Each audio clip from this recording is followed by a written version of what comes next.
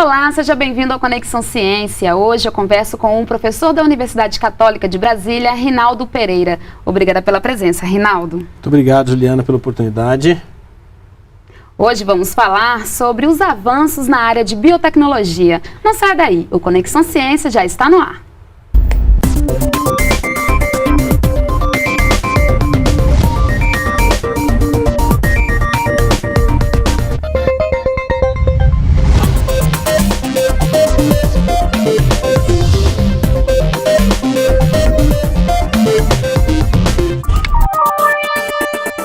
Já vimos aqui em vários programas o quanto a biotecnologia é importante nas nossas vidas. Ela tem sido fundamental para alcançarmos avanços em diversas áreas, como medicina e agropecuária. Vamos saber um pouco mais como está o cenário atual da biotecnologia no Brasil e no mundo e o que está sendo feito para podermos avançar mais ainda nessa área. Então, Rinaldo, vamos começar explicando a importância da biotecnologia nas nossas vidas. Juliana, a biotecnologia hoje é imprescindível para nós, porque o que diz respeito à saúde e alimentação para nós humanos hoje está completamente interconectado com biotecnologia. Sim. Então, vacinas, medicamentos, alimentos que nós consumimos no dia a dia, eles são frutos de vários aspectos da biotecnologia. Então, não estaríamos exagerando em dizer que nós dependemos fortemente da biotecnologia no nosso dia a dia hoje. E qual é o cenário atual da biotecnologia hoje no Brasil? Eu acho que a compreensão dos vários agentes envolvidos nessa área, governo, indústria e academia, que nós precisamos avançar. Grandes países que lideram a biotecnologia mundial, como os Estados Unidos, a própria China, vem pesadamente investindo em biotecnologia. E se você não desenvolve conhecimento nessa fronteira, você vai ter que comprar esse conhecimento de alguém. Uhum. Então há um esforço da indústria, da academia brasileira e do governo em ter um arranjo que nós possamos ser minimamente competitivos com esse país. Esse avanço vem sendo trabalhado na Agência Brasileira de Desenvolvimento Industrial, que tem tentado fazer uma conexão, uma conversa entre esses três agentes para que a gente possa avançar, principalmente dando rumo, quer dizer, onde nós devemos seguir, onde nós devemos apostar, onde o dinheiro deve ser investido. Isso tem sido um trabalho muito bom e que aponta para grandes avanços aí nos próximos anos. Em relação a esses países que você acabou de citar, é possível dizer então que o Brasil ainda está um pouco atrasado? No sentido da pesquisa de ponta e do que nós consumimos de biotecnologia no mundo hoje, sim. Então, medicamento, vamos tomar o exemplo de drogas biológicas contra câncer. Quer dizer, um bom número dos tratamentos para câncer hoje você utiliza de biomoléculas. São biomoléculas, anticorpos monoclonais, outras biomoléculas que vão interferir em algumas vias da célula tumoral, matando essa célula. Hoje nós não temos moléculas que foram produzidas por empresas brasileiras no ambiente da indústria brasileira. Elas são produzidas e foram desenvolvidas por outras indústrias. Essa tem sido um esforço grande hoje do Ministério da Saúde, dentro de um conjunto que é chamado de Parcerias de Desenvolvimento Produtivo, as PDPs, onde você utiliza laboratórios públicos e empresas privadas tentando trazer essa tecnologia para o Brasil, principalmente daquelas drogas que já não tem mais patente. E obviamente uma vez você criando esse ambiente, criando as plantas industriais, isso pode permitir que essas indústrias comecem então a criar novas moléculas.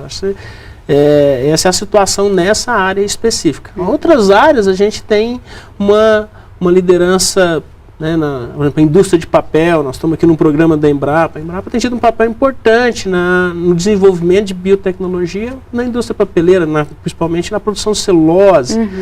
Então, nessa área nós estamos na frente, mas na grande maioria das áreas de biotecnologia nós ainda precisamos tomar o nosso lugar.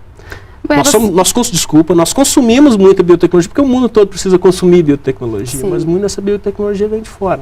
Você falou agora um pouco da Agência Brasileira de Desenvolvimento Industrial, a ABDI, ela idealizou uma política de desenvolvimento da biotecnologia, O que contempla essa política? Esse trabalho da ABDI, que tem sido, por exemplo, um norteador até para o grupo que eu lidero na Católica de Brasília, a ideia da gente olhar o que a BDI conseguiu de pontos pacíficos entre indústria, academia e governo, ela na verdade tenta apontar, onde nós devemos realmente investir, que áreas são as áreas de fronteiras de biotecnologia.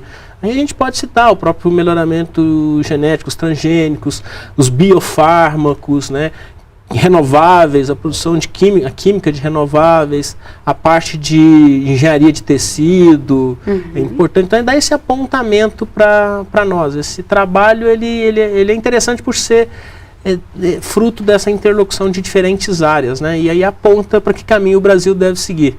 Ou seja, políticas públicas para o desenvolvimento da biotecnologia, né?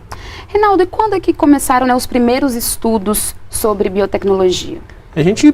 A biotecnologia é interessante até para o público, né? A biotecnologia, nós utilizamos a biotecnologia desde muito tempo, né? 6.000 anos antes de Cristo a gente estava utilizando biotecnologia, produzindo vinho, né, e cerveja. 2.000 anos produzindo os pães, aí passou pela domesticação dos animais. A biotecnologia como nós conhecemos hoje, que é a biotecnologia que nós tratamos, essa biotecnologia baseada na informação genética, no DNA, ela vem de 1953 e tem um grande avanço na década de 60 com a capacidade dos nossos pesquisadores em trabalhar o DNA, em conseguir pegar esse DNA e colocá-lo em outras células, né, que a tecnologia do DNA é recombinante. Isso que marca a biotecnologia como nós conhecemos ela hoje. Né? Então, seria aí a partir do final dos anos 70. No Brasil, nós podemos colocar aí esse final dos anos 70 em grupos, principalmente na UFRJ e aqui na UNB, né, dominando essas tecnologias. O grupo da UNB é um grupo que colocou bastante esforço na clonagem do gene da insulina, para produzir a insulina recombinante humana, que antes era purificada de animais, aí você passa a produzir a insulina via uma bactéria, quer dizer, você cria uma biofábrica de insulina, né?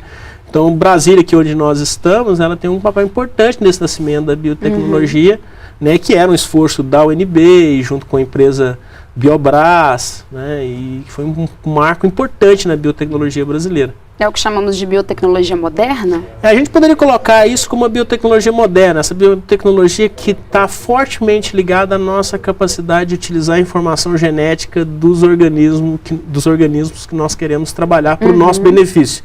Não só o DNA desses organismos, mas também estudar o DNA do próprio ser humano, aí na área de diagnóstico de doenças. Então você tem hoje uma série de ferramentas biotecnológicas que nos permitem diagnosticar doenças genéticas, nos permite diagnosticar a infecção por agentes infecciosos, né, nos permite produzir vacinas, né? Então essa biotecnologia que tem como ponto de partida o material genético, a gente poderia chamar como uma biotecnologia moderna. Focando um pouco agora na área da saúde, né?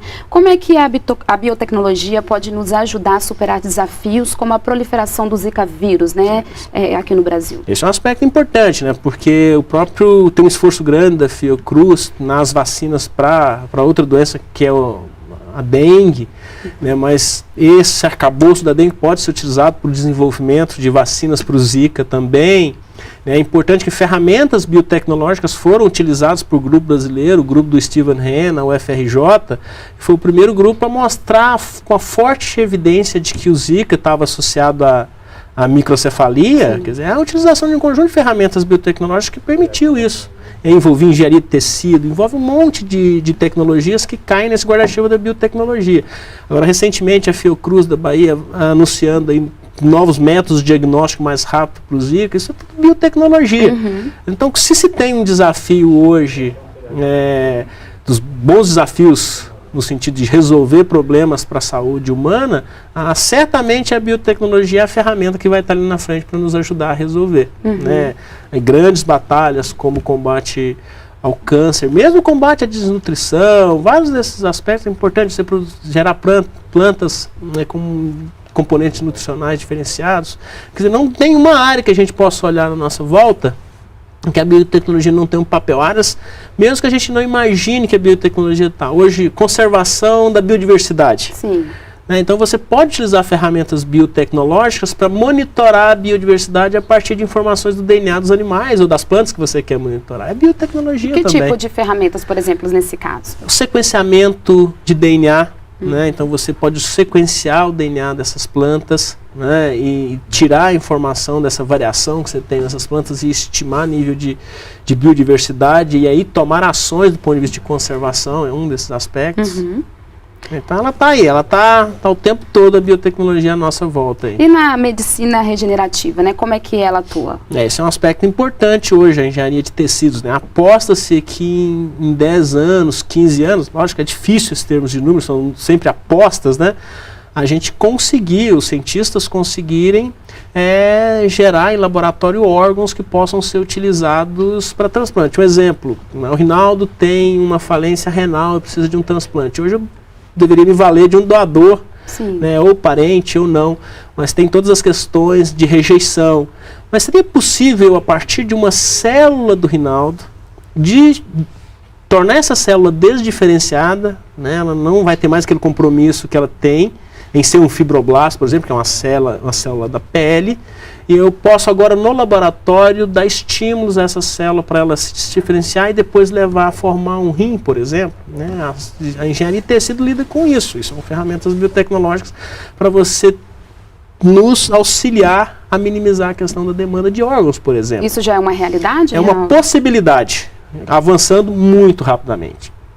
Isso envolve aí o conceito de células-tronco, engenharia de tecido, medicina regenerativa, né? Há apostas, né, de alguns gurus, vamos chamar assim, nessa área, que em 10, 15 anos nós dominaremos a tecnologia para esse tipo de abordagem, quer dizer, a produção de órgãos em laboratório. Né? Em relação às biofábricas, né? Como é que os micro-organismos eles podem ser fontes de biofábricas? Como é que a ideia é de que você pode, né, utilizar micro-organismos, aí, bactérias, fungos, algas, né? E fazer com que esses organismos comecem a produzir moléculas que eles não produzem naturalmente. Né? Isso, você tem fábricas que poderiam ser de medicamentos, né? De pequenas moléculas que você vai depois utilizar na indústria para produzir componentes plásticos, né, ou produzir outras moléculas. Muitas vezes a fonte de uma molécula na cadeia de produção de outras moléculas, essa molécula vem de uma fonte muito difícil de você extrair. Então hoje você tem uma área, isso entra numa área chamada de biologia sintética, né, de você conseguir criar circuitos de reações bioquímicas dentro de um determinado organismo para que ele possa produzir uma molécula que ele naturalmente não produz. E aí você utilizar essa molécula para determinados fins dentro de uma cadeia industrial, né, dentro de um setor industrial. Então você tem essas biofábricas. Você pode, exemplo interessante, você produzir uma biofábrica, uma molécula no leite de uma vaca, por exemplo. Você ter biofábricas onde você consegue que uma determinada molécula esteja no grão de uma planta, por exemplo. São todas iniciativas que têm sido feitas no mundo. Algas produzindo determinadas moléculas também. Né? Ok, Rinaldo, então daqui a pouco nós continuamos a nossa conversa. Vamos para um rápido intervalo e voltamos já.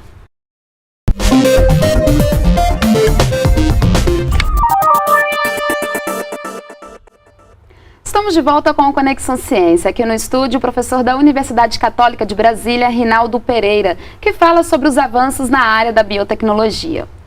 Rinaldo, então a biotecnologia, ela ajuda também na solução de crimes. Como é que isso acontece? Isso está na área que a gente chama de genética forense, mas basicamente a genética forense é a utilização de ferramentas biotecnológicas para você gerar informações a partir do DNA de amostras encontradas em cena de crime, uma mancha de sangue, uma mancha de sêmen, saliva.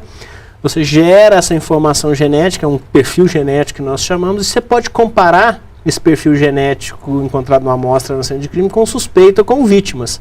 Isso tudo é as ferramentas biotecnológicas que permitem a gente fazer isso. Essa área de genética forense hoje é amplamente utilizada pela segurança pública no Brasil, né? Então você tem hoje laboratórios em quase todos os estados brasileiros gerando esse tipo de informação. O Brasil hoje tem um banco de dados criminal de perfil genético, então nessa área o Brasil tem se utilizado dessa ferramenta. Muitos, talvez, dos nossos ouvintes, espero que não muitos, já precisaram aí de um teste de paternidade. O teste de paternidade é a mesma lógica, né? O teste de paternidade de hoje se baseia na utilização da informação genética no DNA, utilizando de ferramentas biotecnológicas, né?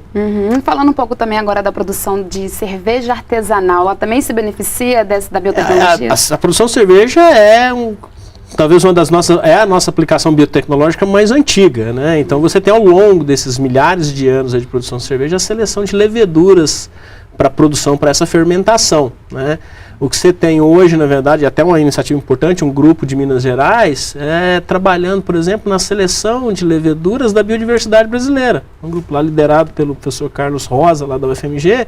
Eu tenho uma aluna dele que se interessou, e hoje ela até montou uma empresa depois disso, a história que está aí nos jornais aí, ela selecionando a biodiversidade brasileira, levedura para produzir uma cerveja com, vamos dizer assim, com cara brasileira nesse sentido, né? Então é biotecnologia, né, utilizando gerando novos fermentos para produzir cerveja. E o que é metagenômica? A metagenômica é um tema que diz o seguinte: quando você tem uma quantidade enorme de micro-organismos que estão aí na natureza, na nossa pele, no solo, em todo o ambiente que nos envolve, uma pequena quantidade desses micro-organismos nós somos capazes de cultivá-los no laboratório. Cultivando no laboratório, nós conseguimos caracterizá-los.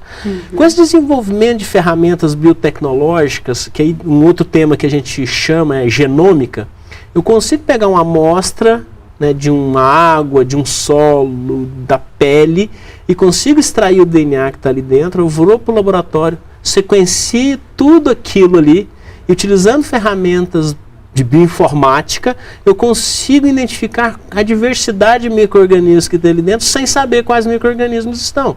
Isso tem aplicações interessantes, por exemplo, na parte de energia. Então tem grupos hoje na própria Embrapa Agroenergia, né, trabalhando, por exemplo, buscando genes em bibliotecas de metagenoma, por exemplo, do aparelho digestivo de caprino, que você acredita que ali tem micro-organismos com boa capacidade de digerir celulose, por exemplo, que é um açúcar bem complexo. Aí você quebra essa celulose em moléculas menores, e aí essas moléculas menores são utilizadas por fungos para produzir álcool, açúcar, por exemplo.